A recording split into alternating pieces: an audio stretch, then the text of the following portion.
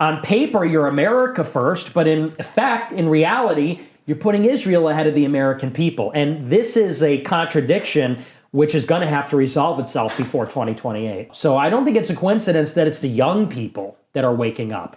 And I do believe that a big part of Trump's victory, it was delivered by the Israel lobby. The Israel lobby poses a serious threat to the United States and its political system. That's what Nick Fuentes is arguing here on the Tommy G show, and he gets into why this is the case, why it's young people rejecting the Israel first mentality, and what truly is at the root of the MAGA civil war going on right now as we speak. So let's watch. Please like the video and subscribe to the channel. Tell me about the little civil war that's happening within the MAGA movement. Describe it. Well, you know, this has been a civil war that's been going on for a long time, I would say. It's just that now our side is getting really big. And really what it comes down to is this. In 2024, everyone rallied behind Trump. He had a landslide, blowout victory, won the popular vote. It's like unbelievable that that happened. And everybody was so excited for the golden age. And a year ago, during the election, I said, I'm not voting for Trump because he's gone against America first. He says that he's going to staple green cards to diplomas. He's going to give permanent residency to foreign students.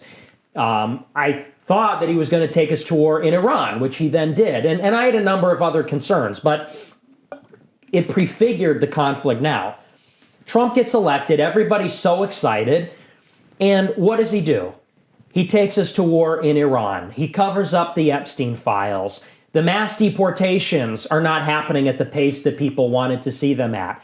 And so everybody on the right wing is starting to say, okay, so what was it all for? Why did we elect you? Why did we fight for the past 10 years in this MAGA movement? Was it so that we could give Israel more money? Was it so that we could do another war in the Middle East? Is it for corporate tax cuts? So people basically started to say that with a lot of the things going on in the administration, he's not putting America first. He's not keeping his promises. And so there's been this steady, growing voice inside of MAGA that is saying Trump needs to put Americans first again. And increasingly, they're butting up against the Israel lobby and other special interests that are saying, we have to do it this way. We have to go to war with Iran. We have to cut the taxes. We have to, do all these other things. And yeah, for what it's worth, I largely agree with Nick, not on everything, but it is true. A lot of people thought and bought the line that, hey, there'd be no new wars, but there was another one on behalf of Israel with Iran. And then he bombed Yemen for a month straight, exacerbating that conflict, which, by the way, he could have ended in his first term, but he used one of his only presidential vetoes to extend the U.S. intervention in that war. And now regime change in Venezuela is on the table. It doesn't go without the notice of many people looking at this to see how perverted this is when you're campaigning on America first, but clearly preferring Israel. Now, on the corporate tax cuts, he hasn't cut corporate tax cuts this term. He did as part of his legislation in his first term, and that was extended in this term. But he actually did campaign on cutting corporate tax rates. So Nick's not right if he's trying to say that that was just, put in there after he got elected. Actually, he did campaign on that. But Nick is right about things like immigration. A lot of his base is unhappy that there's been no mass deportations, even if large portions of his base will give him credit, because it does seem like illegal immigration has, been brought to something of a halt in comparison to years past. But at the same time, that's not good enough for a lot of his base, especially as you have Trump supporting H-1B visas as recent as last month in an interview with Laura Ingraham. So that's what you have to deal with here. so now I think it's threatening to split the faction right before the midterms next year. It seems one issue that left and right is starting to agree on, especially amongst young people, is we are vehemently against the bombings in Gaza. We're against giving the Israelis a blank check to do, to me, what I think is no other way to describe it but brutal, horrific. And they try and gaslight us into it's necessary. Israel has the right to defend itself. Bombing most of the civilian infrastructure in Gaza is not defending yourself. It just, amen. And then if you even question that, you're an anti-Semitic. So I guess break down more of the Israel first versus America first factions, and what points are these Israel first people trying to sell that really aren't working? Well, you go back to October 7th, 2023, And what was interesting about that is this happened under the Biden administration. And after October 7th, a lot of the left-wing Jewish billionaires who were lifelong Democrats shifted to the right. Why? Because the Biden administration, filled with Democrats in the Senate, Democrats in the National Security Council, they said we're reluctant to support Israel's war because they support the right of Gaza to have a state, to have their own government. And so there was a decision that was made in the organized Jewish community that Trump is going to be better for Israel. Trump, because the Republican Party is beholden to Israel, he's going to let the war in Gaza continue. He's going to give them the 2,000-pound bombs. And I hate to say their calculation on that seems to be correct. Not that Biden wasn't pro-Israel, but Trump boasts about how pro-Israel he is and how much he gave to the Adelsons in the form of what they wanted as far as extractions for Israel, recognition of the Golan Heights, moving the U.S. Embassy to Jerusalem, which precludes a Palestinian state in some ways, in tearing up the JCPOA, which so many people don't talk about that. But that took the pretext off when it was in place for war with Iran. So when Trump shredded that, that opened up the door for a new wave of propaganda against Iran, pulling the U.S. into that war, which I don't think we've seen the last of. So largely agree with Nick on this. He's going to give them the foreign aid. He's going to bomb Iran.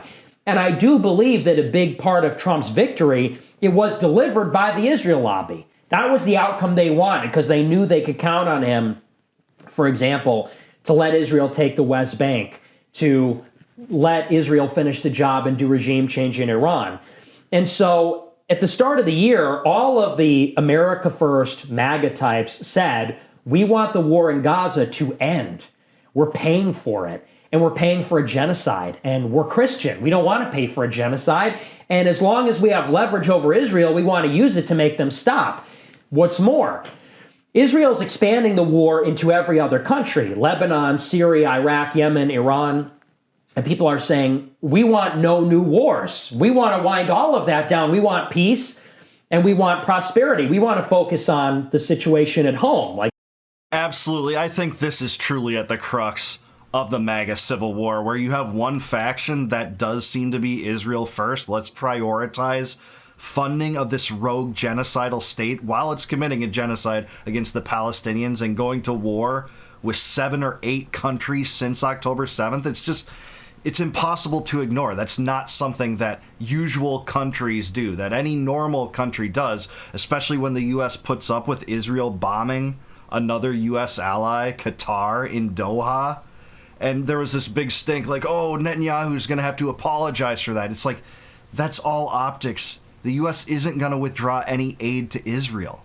But you see this perverted priority structure by this administration, and you saw it from previous administrations too, Trump's not alone, to just have no leverage used or any threats of withdrawing aid to Israel no matter what.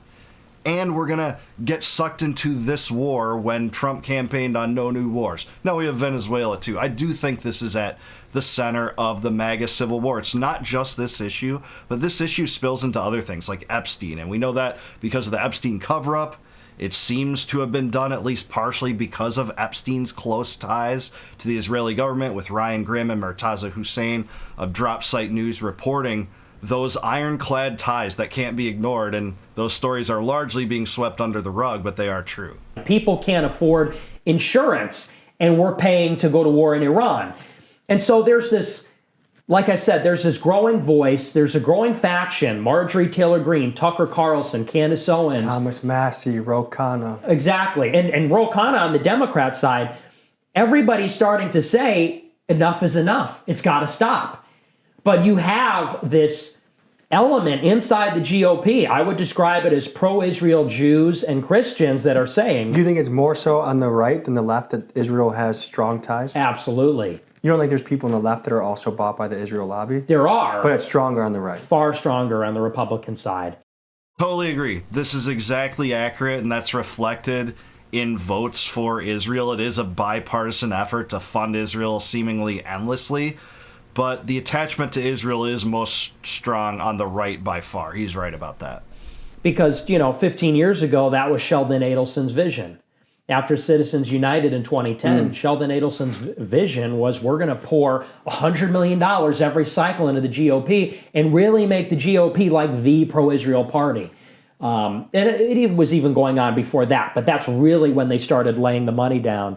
And, now there's this contradiction that's coming to the surface, which is on paper, you're America first, but in effect, in reality, you're putting Israel ahead of the American people. And this is a contradiction which is going to have to resolve itself before 2028. Totally agree. It's interesting to see if that will affect the dynamic of the presidential race in 2028. I'm not that optimistic. Don't get me wrong. I'm optimistic that more and more Americans are rejecting the preferential treatment toward Israel and the endless sympathies toward Israel to the extent that they're outweighing domestic concerns. But at the same time, it's going to be a lagging indicator for the politics to catch up to where the culture is. I subscribe to the Andrew Breitbart mantra where he said politics is downstream from culture, and we haven't seen this detract so much from the Israel lobby's stranglehold over U.S. representatives yet. I hope that happens. I hope it does resolve itself before then, but it's hard for me to believe that either of the two candidates coming out of 2028 won't be filtered through the same process that guarantees that they're going to be pro-Israel. But we'll see. I hope so. And largely, again, Nick is right, because this is being viewed as a preferential treatment toward a country when many Americans are suffering. Many Americans want their concerns addressed for once, when all they see is, giant corporate welfare schemes and endless wars and inflation and debt and taxation. This is what they really want, is to actually be served for once rather than to serve a genocidal entity in the Middle East. I mean, what do you make of guys when you see Talmud Ted, they call him, or Talmud Tatum, or Marco Rubio, where I saw some of the leaked emails between Bill Ackman and it just seems so obvious, the infiltration. What is motivating a guy, you think, like Ted Cruz to be so balls to the wall Israel, where... It's mostly money in his case. It's definitely money. It's the long-term attachment from the GOP to Israel.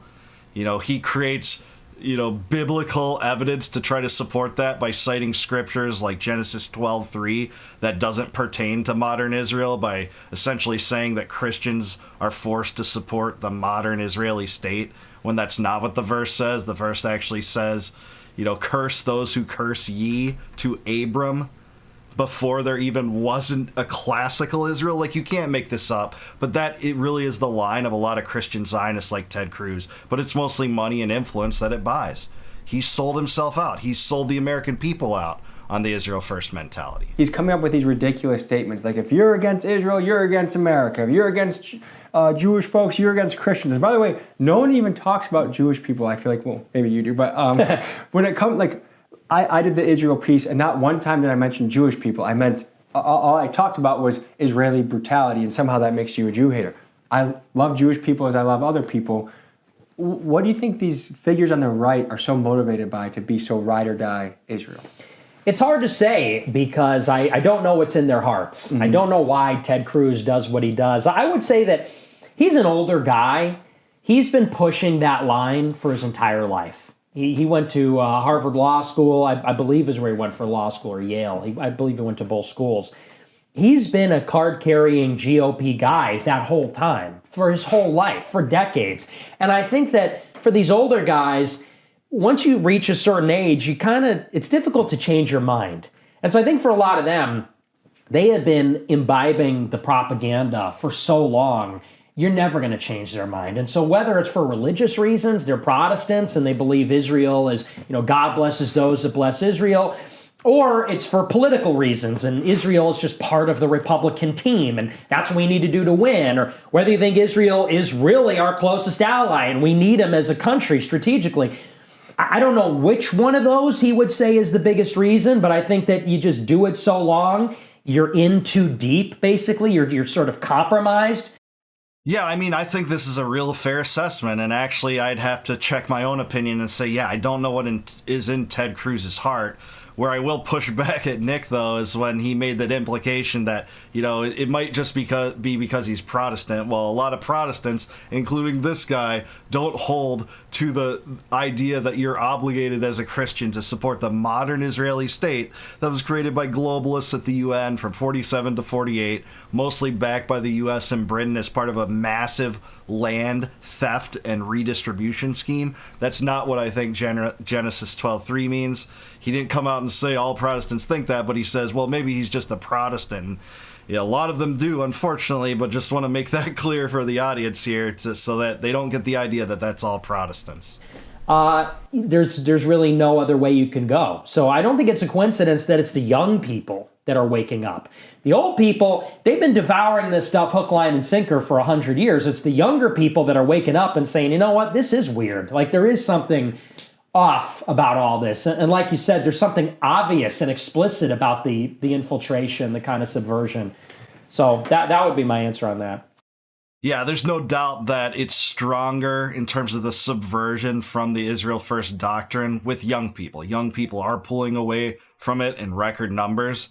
It's not true universally. There are some older people that aren't, but every poll seems to reflect that, and that's accurate. And I think it's a product of the new media. The independent media landscape isn't just touting Hasbara 24/7 on all these programs anymore. You can get that from CNN and Fox News and NBC, but you don't get that from, independent voices that are out there with giant podcasts like people like Tucker Carlson and Candace Owens and Nick Fuentes and Dave Smith and a lot of others. So I know your slogan is America First, but is it ever necessary for the interests of America to support our allies, whether that be Ukraine or Israel, or should we just be totally isolationist, like more of a Ron Paul mentality, where it's just like, you deal with your own wars, we'll deal with ours? How do you factor that into America First? Well, we have a military. The military is paid for by the taxpayers. The government is made up of, by, for the people. As long as that is the case, our military and our government should put the interests of Americans first when they use the military, when they use the soft power, which is sanctions, things like that. But the question is, how do you put Americans first? In what way? And I would say the first job strategically of the country is to keep the homeland safe, protect the homeland from threats. But then there's other vital interests. Shipping routes, trade routes, supply chains. To get iPhones, for example, you need the rare earth minerals. To get a lot of the advanced manufacturing, you need critical minerals, which are located in Africa and China. You need oil, you need natural gas. So I just want to note that the implication is made here that you need U.S. military might to secure those rare earth minerals or resources, but you don't. You can just do that through actual trade between foreign countries. Doesn't require a military. Also, I'll note there's nothing isolationist in its classical conception about Ron Paul's foreign policy. He has a non-interventionist foreign policy. If you were an isolationist, you wouldn't want to trade with foreign countries, and you wouldn't want to engage in diplomacy with foreign countries. You just want to shut your country up, much like, say, Tokugawa Japan was in the 1600s. But no, actually, ironically, it's kind of like a neocon attitude that's isolationist because it isolates the United States from the rest of the world. You can clearly see that in regard to the Russian conflict, the proxy war versus Russia. BRICS countries are galvanizing together, especially India, in recent times because of Trump's decision to slap punitive secondary snapback tariffs on India because they dared to trade with Russia. That is what we're going to get out of this. Just wanted to clarify that. What is the American interest when the United States is in the position of being a global empire, and also in the era of nuclear bombs? It's actually not so clear what that is. You could say 200 years ago, we're protected by the oceans. As long as we're not invaded, we're happy. As long as, Germany doesn't invade us, we're okay. But now, what if North Korea builds an ICBM? That might be a problem for us. What if a terrorist gets access to a nuclear weapon or a biological weapon? That's a problem. What if you have China taking control of the shipping routes in the Strait of Malacca, in the Pacific, in the Indo-Pacific? What if they deprive us of the minerals we need? We're in jeopardy. Okay, I don't agree with this. Again, you can engage in trade without military might with powers that are willing to trade with you. If not China, Taiwan will trade with you. If China invades Taiwan, you could still trade with China. it just doesn't make much sense here. This idea that a non-threat that doesn't pose a threat to the United States would require military might or support for the U.S. empire building projects throughout the world, it just doesn't make sense to me. So if North Korea builds an ICBM and they don't threaten the United States with it, and there's no indication as to whether they would, and that mutually assured destruction would, provide a pretty big disincentive for them doing that, by the way. It doesn't behoove me to try to, build an empire to stop that when there's, 8 powers already with nuclear weapons, and these countries don't have the ability right now even to project military might. China only has, I think, 2 aircraft carriers that are even in commission, and they're not trying to build an empire in, say, the Caribbean like the U.S. is trying to build in the Pacific right now. So here's just a place where me and him will disagree to an extent on foreign policy. So I think that as long as the United States has as its first principle just the question, what does this do for us? As long as there's a reasonably compelling answer, I'm okay with that. So defending Ukraine, there's actually a case to be made, which is that if Russia is able to invade Ukraine, will they invade the rest of Europe? I don't know that they want to. I don't know if they can, but it's a reasonable question. If Ukraine is not defended, is Estonia going to be defended? And what does that say about all our security guarantees? It gets a little bit convoluted, but I think as long as there's an answer of, here's how this directly makes Americans safer, richer, better off, then I'm fine with it. And sometimes that means you have to fight conflicts that don't appear to be your own. So I'm not an isolationist in that way. Okay, well, I'm going to really disagree with him there. Actually, it's very clear as to why Russia invaded Ukraine but doesn't want to invade Poland, and the reasoning has been clear for over a decade. It's because the U.S. engaged in wave after wave of NATO expansion up to Russia's border. They overthrew the Yanukovych government in 2014. It was called the Revolution of Dignity, but I call it the Revolution of Duplicity, because Yanukovych, who was democratically elected, actually wanted to maintain neutrality for Ukraine. And outside of that, the prospect of having Ukraine join NATO was the reddest of red lines, even according to William Burns, who was the U.S. ambassador to Ukraine at that time, later became Biden's CIA director, wrote back to Condoleezza Rice saying, we can't include Ukraine in NATO. This will guarantee a future conflict with Russia. He wrote that to Condoleezza Rice. No matter, at the Bucharest summit, George W. Bush is there in 2008 saying Ukraine will be part of NATO. And then they included NATO in joint military exercises with Ukraine and NATO. And then Trump sent Ukraine offensive dual-purpose weapons, ballistic missiles that could be fitted with H-bombs for the first time. And this was along Russia's border. It was seen as a threat because Russia did not want to allow that, just as the United States would not want to allow Russia overthrowing the government of Canada and placing ballistic dual-purpose missiles along our northern border either. That's a pretty reasonable thing. And you can say, well, this is just a defensive military alliance that any power should be able to join. It's like, yeah, they have the autonomy to join that, but it's not the same question as, say, whether Djibouti has that ability. Because if you're going to do that and put nuclear capable weaponry alongside the border, it's something that the U.S. would not deal with. We would not allow that on our shore, so why would Russia? Now, that was a very clear reasoning for Russia to invade. I don't support the invasion. I don't support any government. I'm a radical libertarian that thinks all world leaders are autocrats, including Putin and Trump and Zelensky, by the way. But at the same time, there's also reasons. I look at this in the same way I look at 9/11. It was U.S. foreign policy that inspired blowback from al-Qaeda Sunni terrorists to attack the United States on 9/11. Does that justify it? No. Are atrocities against innocents, justified the initiation of them in any respect? No, not whatsoever. But there are reasons that it happened. Same thing there. If Russia wanted to invade Poland, they'd guarantee a hot war between NATO powers due to Article 5 of the NATO treaty. So they don't want that. It's very clear to me that Russia would not invade Poland, but would invade Ukraine because they sought to preserve a buffer zone, which, by the way, was agreed to by the peoples in plebiscite and referendums in the Donbass in 2014 and 2015, saying that those people in that region practicing their own autonomy, the same principles that are inherent in the Declaration of Independence, that all free people have the right to alter or abolish their connections to the government. That's what they wanted to practice. They didn't want to be part of a twisted Ukraine that wanted to be part of NATO, be bellicose toward Russia, and draw in a guaranteed conflict, and that's what happened. But largely, I think Nick's right. The centerpiece of this MAGA civil war is the Trump foreign policy. Might have something to do with immigration. I don't think that plays as big of a role because most Republican activists seem mostly aligned on those issues. I think it is the spending. I think it is the Israel first mentality. I think it is the militarism. And I think it is just the sense among so many Americans that this administration prioritizes other things above domestic concerns in general. It doesn't even have to be them hyper-focused on Israel. But that's what I think. I do want to hear what you guys have to think, though. Let me know in the comments below. Am I right? Is Nick right? What do you think about the MAGA civil war? Is Trump just too beholden to Israel? Let me know in the comments down below. Like the video, subscribe to the channel. Also subscribe to Tommy G, great podcast. Little issues with the audio quality, but overall, great conversation. Really appreciated that.